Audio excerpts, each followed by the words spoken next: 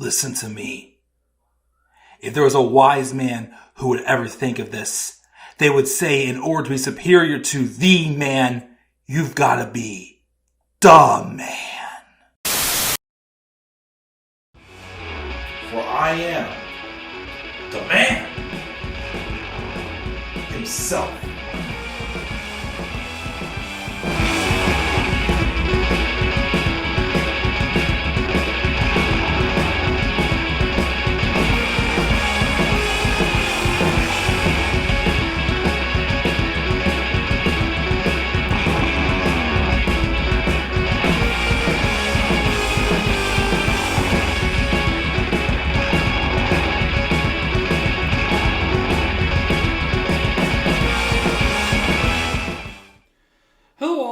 What is all going on? How you guys doing this Sunday? This is the Club of the Man 1993, and this is going to be a quick SmackDown review. I don't really got too much to say about this episode of SmackDown. It was weird. It was a weird episode. Not much really happened, and some stuff honestly is starting to get a little bit confusing. Such as whatever they're doing with Jimmy Uso now and the Bloodline. It feels like that. I'll wait till I get to it, because that's going to be probably the biggest talking point. Is this episode did kind of expose they have a little bit of a problem with this booking with Jimmy Uso. And it's kind of also proving a point that SummerSlam should have been where they put the belt on Cody. Because, again, and even so, because I'm still trying to make a Fastlane predicted match card. Maybe today, not going to guarantee it today. But it's just, it's weird. Like, I'm not quite, like Raw, you felt like you had a sense where they were going. SmackDown, I don't know. Like, SmackDown, like, Raw was great. SmackDown, though, it was a little confusing. But we're going to talk about it. Not too much happened. It took place this past Friday, September 8th, 2023, in the TD Garden in Boston, Massachusetts. Of course, there was also a lot of superstars missing from this show, as they were over in India for that superstar spectacle show, whatever that special show was called over in India. Several superstars were over there. So that was one reason why the show may have felt a little bit lackluster, but even with what they had, it was like, it doesn't quite make sense. So, we'll talk about it. We'll go through it. I'll get your thoughts. Well, of course, afterwards, because this is pre-recorded. And we'll just get out of here. Like I said, it was a weird episode. Couple talking points, but it was weird. So, the show first off starts out with a tag match with Charlotte Flair and Shotzi Blackheart taking on Damage Control's Bayley and the women's champion Io Sky. It looks like that they're finally trying to give Shotzi Blackheart some momentum. She has 2 pinfall victories now on Bayley in the past couple weeks. Which, cool. The only thing is, though, is the wins weren't really clean. So I don't feel like Shotzi's gained as much momentum with this new character as she should. But also, not only had that, but this time she won because Asuka interfered and costed them the match. So is Asuka a face again? I don't know. But anyways, afterwards, at the match, Asuka dropped, because Charlotte and Shotzi won. Asuka then drops the women's title in front of Io and sets up for a match in 2 weeks on SmackDown. Part of me kind of hopes it's a ruse, because that's a pay-per-view match. That's a match we've been wanting for ages. And quite frankly, They've been teasing the heck out of it since Damage Control formed. Because last year we had Damage Control form, and then they were feuding with Bianca Belair, Alexa Bliss, and Asuka, who is like a random trio, basically. So, why not just wait until Fastlane? I don't know. I kind of hope it's a ruse that somehow it gets to Fastlane, as it should. Because, quite frankly, most of the matches that I'm looking at to predict for Fastlane are tag matches. And I don't want to predict tag matches. I don't like a heck of a lot of tag matches. There needs to be singles matches. Because those singles feuds are what's going to draw in interest. I've been saying that for years. But that's how the show opened up. Then we have, okay, let's address the biggest elephant in the room from the show that makes it weird. So Jimmy Uso, he has a match against AJ Styles in the main event later on in the show. We get a recap of what Jimmy Uso's been doing.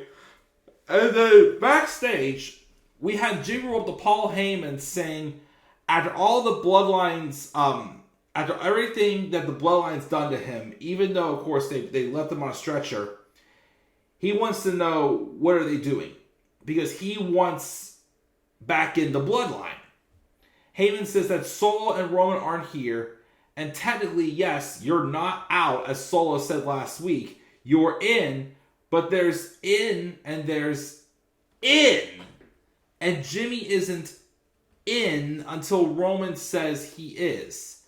So Jimmy should handle AJ Styles' business tonight, and he'll talk to Roman, and then this family will be back together again. And then Heyman ran to AJ Styles, who Styles confronts him, but then Jimmy takes him out.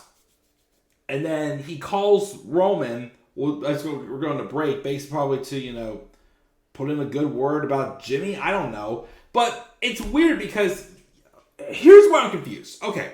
So I know a lot of people from the beginning, since this turn, was like, what the heck is this? Last week, again, I'm still under the impression the story here is supposed to be that, because again, you got to go back to that one segment before Money in the Bank when Jay turned on Roman. And Jimmy admitted he had a problem with Jay being the known successor to the tribal chief. And my idea is, okay, now that Jimmy's driven Jay away, now he is desperately trying to make his way back in so he can be the successor to the tribal chief. That, I think, makes sense. What doesn't make sense to me, though, is this back and forth with, like, Solo's telling Jimmy that you're still in. Now, Heyman this week is saying you're still in, but you're not, like, in. Like, there's still, like, I don't know, it's like, there's still, like, precautions to it or whatnot. Like, Jimmy's got to prove himself. What that is, I don't know. And I don't think much helped because Jimmy didn't win the main event. Even though they're in a strange spot because it looks like they're building to a match with Roman and AJ, which, awesome. I think that'll probably be happening at Crown Jewel. But you also have this thing with this story with Jimmy that it feels like they're only doing it, one, to stall Jimmy versus Jay until WrestleMania, but to also have something else for the bloodline to do until they get to Cody and Roman at Mania next year. Like, again, it just...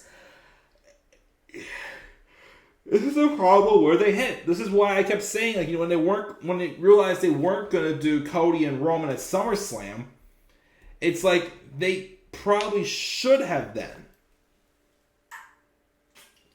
Because now you're kind of in limbo. Because this stuff feels like it's filler, and it doesn't feel like there's like a flow with it. But yeah, I mean, AJ won the main event as he should have. If they're teasing a feud with AJ and Roman, then I guess he had to get the win because he really has not won that many matches in the past almost 2 years, AJ. Plus also, too, what doesn't make sense, though, again, is the fact that House is going to make Jimmy look good and for the Bloodline to have him in. Oh, and also there's a segment on the show, too, wherever AJ got into an argument with the OC. So I hope that they're not teasing the breakup of that, that would be a lousy idea. So that didn't quite make sense. That was the biggest problem I had with the show. It's like there's inconsistencies in this Jimmy Uso story. We also had LA Knight come out. He says he doesn't know if everyone got to see Miz's performance on Raw when he beat up the Invisible John Cena. He talks about Miz's song came to play. And if he was a moron, he'd ask us to look at the adjective here. But he's not, so he'll just talk about it. He ain't here to play. He's here to go straight to the top. Miz plays dress up. He plays make-believe. He whines and cries, but he lost, and he has to swallow that bitter pill. But if he's really that bitter and wants to do it one more time, we'll consider it a challenge accepted. Out comes Grayson Waller and Austin Theory, who talk about their big victory over the LWO, and they're undefeated, makes them the greatest tag team of all time. They're 1-0. LA Knight tells them to go play make-believe somewhere else, but Austin then starts ripping on the fact that he beat John Cena, and he also beat LA Knight recently, as well as he's a 2-time champion at his young age. LA Knight has just, been here. And he's glad he's here to soak all this in and enjoy this 15 minutes because when he's done, Miz ain't going to waste his time. And LA Knight calls them cute together and says he's going to show these incels how to do this. He calls them a mushmouth moron and a cross-eyed half-wit and crotch goblins. Yeah! So then they have LA Knight beat Austin Theory, and afterwards Grayson Waller tries to attack from behind, but he stops him. I'm guessing, because John Cena is going to be on the Grayson Waller effect next week. And I think it's next week they're going to have the rematch with LA Knight and The Miz. I thought they would save for Payback also. Now, I don't know what the hell they're going to do.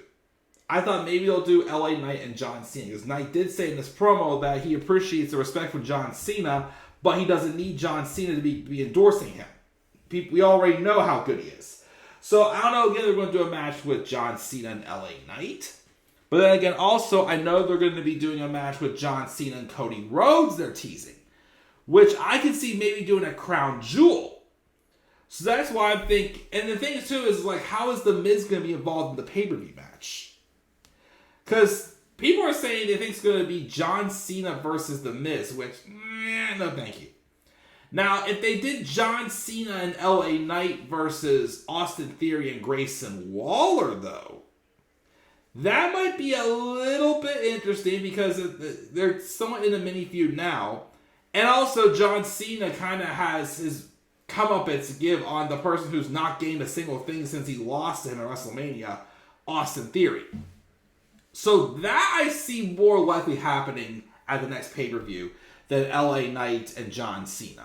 I mean, I'd like to see the match, but I don't know if they want to have Cena be losing to two straight people. Because again, I'm pretty sure they're gonna do John Cena and Cody Rhodes this time around for Cena while he's here. Judgment Day come out. Well, actually, I'm sorry. First, before that happens, Adam Pearce is talking with Paul Heyman backstage. And Heyman wants to know who's coming over from Raw. And then Adam says, those decisions come from above his pay grade. And as soon as he knows, so will Paul. And then they have a little confrontation between LA Knight and Paul Heyman. And then Paul Heyman introduces himself and says he's a big fan. And next time the guy at the door tells him he's doing business, knock first. But LA Knight gets his face and he goes, yeah, when Heyman asks if they're clear. Judgment Day came out basically raving about how awesome they are, blah, blah, blah. Brawlin Brutes come out. They issue a challenge to Judgment Day. They wrestle at Judgment Day, and they win. Cool, whatever.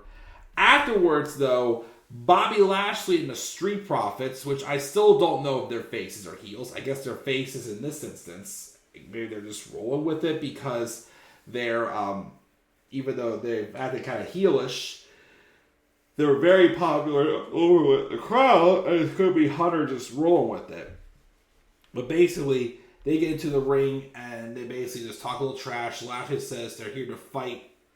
That says they're right that the bloodline is done, but it's not Judgment Day that will take over. It's them. We had a segment with AJ and them backstage. Asuka cut a promo, and yeah, that was it. Then we had the main event. AJ won, but afterwards, the Judgment Day came out and really beat up AJ and fed him to Solo Sikoa for the Samoan Spike. Even just talking about it, like I said, I'm confused. Like, again, I don't know where this is going, but to me, it just, there's a lot of stuff that wasn't making sense on this episode to me. I gave it a C. That's really all I gotta say. Maybe it's gonna be better. Who knows? But I don't know. That's my review of SmackDown. Not the best review I've done, but confusing. I gave it a C. Give me your thoughts on SmackDown. Where do you think they're going with this Jimmy Uso storyline? What about AJ Styles as well? What about the Judgment Day, who are just like everywhere in our face? And it's, again, the ship has sailed with them too.